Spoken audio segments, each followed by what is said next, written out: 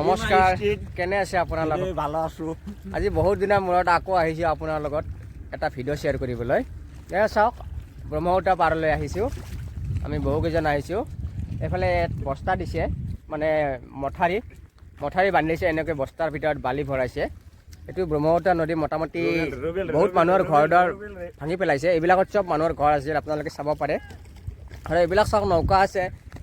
এই নৌকাবোৰ ক'ত যায় বা? আৰু বেল নৌকাবোৰ ক'ত যাব? আচ্ছা, এই নৌকাৰে আপোনাৰ এইটো আপোনাৰ হল বস্তা। এই বস্তা তাতে যাই চৰত যাই বলে ভালা ভৰি আনি এটা আৰু ফেলি আছে। এইটো আৰ জিয়া বস্তা। আচ্ছা, এইটো বস্তাৰ 100 এয়া চাওক বন্ধুসকল, নদীৰ পাৰত পানী কেনেকৈ ঢৌ আহি আছে। এয়া চাওক, ব্ৰহ্মপুত্ৰ নদীত ঢৌ আহি আছে। এয়া চাওক, চাব পাৰে। আৰু এটা বহুত বেছি ডাঙৰ ফেৰী নাও বুলি যি কয়, কাঠৰে মানে মেচিঙেৰে চলাই, এইখন আছে। এইখন নাও আছে। এই নাওৰে মানে বালি আনিছে, বালি বস্তা এনেকৈ মাৰি দিছে। ইয়াত যিবিলাক বস্তা ইয়াত পৰি আছে মঠাৰি, ইয়াতে আগতে মানুহৰ ঘৰ আছিলে।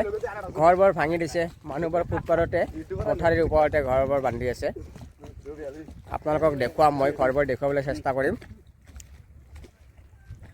এয়া চাওক, মোৰ পাছফালে ফটো উঠি আছে, চেল্ফি উঠি আছে। চাব পাৰে, এয়া মোৰ পাছফালে যি আছে সেইবোৰ ভগেৰপাৰ চুতীয়াপাৰাৰ পৰা মহিলাসকল, ভণ্টিসকলে ফুৰিবলৈ আহিছে। সন্ধিয়া সময়ত আহে, মানে সন্ধিয়া সময়ত নদীৰ পাৰলৈ আহে। আৰু মোৰ লগত আহিছে এইজন, এই চাওক, গাৰ্লফ্ৰেণ্ড নে কি আছে সেইজনী।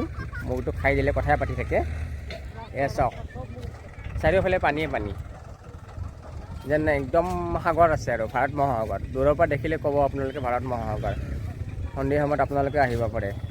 আমি চাৰিজন আহিছোঁ। পুৰা হৈ গ'ল। এতিয়া আমি যাওঁ, আহক অলপ বেলেগ ছাইডত যাওঁ। এই পাছফালেও চাওক নাও, এই দুখন নাও আছে, কাম কৰি আছে। আপোনালোকক পাৰোঁ যদি মই কেইটামান ঘৰ দেখুৱাম। ইয়াতে ফুটপাথতে আছে, মঠাৰিৰ পাৰত চাব পাৰে। নৌকাৰ ওপৰত বালি আছে, এইবোৰ এনেকৈ মঠাৰিৰ কাম কৰি আছে। এই আমাৰ লগত আছে এইজন। হেল্ল' ক, মোৰ চেনেলটো ছাবস্ক্ৰাইব কৰিবলৈ ক। ৰবুলেৰ চ্যানেলত সাবস্ক্ৰাইব কৰিব, লাইক কৰিব, শেয়াৰ কৰিব। আৰু মোৰ চেনেলটোৰ নাম জানানে বুৰ্বক? নাজানো ৰুবুল অনুৰাগ ব্লগ। হয় নেকি? কৈ দিয়া, মোৰ চেনেলটো ছাবস্ক্ৰাইব কৰিব। কৈছো ভালকৈ কোৱা, ৰবুলেৰ ৰুবুল অনুৰাগ চেনেল। বুৰ্বক, ই কথা ক'ব নাজানে। বুৰ্বক না বুৰ্বকে। এয়া চাওক বন্ধুসকল, নদী আপোনালোকে চাব আহিব পাৰে ব্ৰহ্মপুত্ৰৰ পাৰত। আৰু এইজন এজন আছে। আমি চব নদী চাব আহিছোঁ, পানী বাঢ়িছে, এইবিলাক আছে। মোৰ চেনেলটো ছাবস্ক্ৰাইব কৰিবলৈ কোৱা, ৰুবুল অনুৰাগ ব্লগ।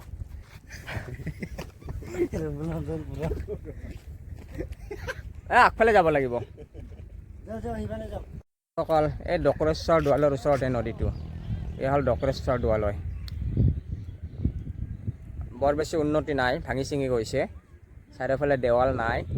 ইয়াতে আৱাসগৃহ নাই, নামত ডক্ৰেশ্বৰ দোৱালয়। ইয়াতে কিন্তু কোনো ধৰণৰ আৱাসগৃহ নাই।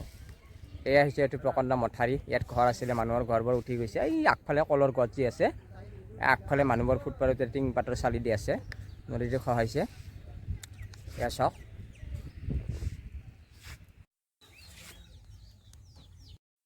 ৰাস্তাৰ দুয়োকাষে এইবিলাক ঘৰ আছে। ৰাস্তাৰ দুয়োকাষে মোৰ মানে নদীয়ে খহাইছে। এইবিলাকৰ ঘৰ, ইয়াত মানুহবোৰ থাকে, নদীয়ে খহাইছে। টিং পাতৰ চালি দি আছে। এইটো এটা ঘৰ। আৰু ইয়াত আছে এটা, কেইটা ফেমিলি আছে? দুজন ফেমিলি আছে। এটা পাছফালে ঘৰ। এইবিলাক ঘৰ, নদী ঘৰবিলাক খহাই দিছে। এয়া পাছফালে যি আছে, তাত ঘৰ আছিলে, তেওঁলোকৰ ভাঙি দিছে। বহুত মানুহ আছে, নদীৰ ঘৰ ভাঙি দিছে। হাজাৰ হাজাৰ মানুহৰ ঘৰ ইয়াত নদীয়ে ভাঙি দিছে। দেখিছে আপোনালোকে দুৰ্দশা। গৰু ছাগলী ইয়াতে কেনেকৈ ৰাখিছে, সৰু সৰু ঘৰ। দেৱাল এইটো চাই লওক। মই ক'লোৱে, ইয়াত আৱাসগৃহ নাই, চাৰিওফালে দেৱাল নাই, ভাঙি ছিঙি গৈছে। ইয়াৰে বিধায়কে বৰ বেছি ইয়াত গুৰুত্ব কেতিয়াও দিয়া নাই। আজি 20 বছৰ ধৰি আমি দেখিয়ে আছোঁ। এইফালে আহোঁ, ইয়াত ডক্ৰেশ্বৰ দোৱালয়। মাছ আছে, প্ৰকাণ্ড আহঁত গছ এডাল আছে ডক্ৰেশ্বৰ দোৱালয়। ইয়াত লাইব্ৰেৰীও নাই, ইয়াত আৱাসগৃহও নাই। কোনোবা যদি আহে ডক্ৰেশ্বৰ দেৱালয় দৰ্শন কৰিবলৈ, ইয়াত থাকিবলৈ, ৰেষ্ট কৰিবলৈ কোনো ব্যৱস্থা নাই। নদীৰ পাৰতে থাকিব লাগিব, নদীৰ পাৰৰ পানীৰে খাব লাগিব। ইয়াতে ফিল্টাৰো নাই চাগে। দমকল এটা আছে, পানী ওলাই নে নলাই তাৰো ঠিক নাই। এয়া হৈছে ডক্ৰেশ্বৰ দেৱালয়। এইটো ঐতিহ্যমণ্ডিত ডক্ৰেশ্বৰ দেৱালয়। আমি সৰুৰ পৰা নাম শুনিছোঁ, কিন্তু চাৰিওফালে ৱাল নাই, দেৱাল নাই, আৱাসগৃহ নাই।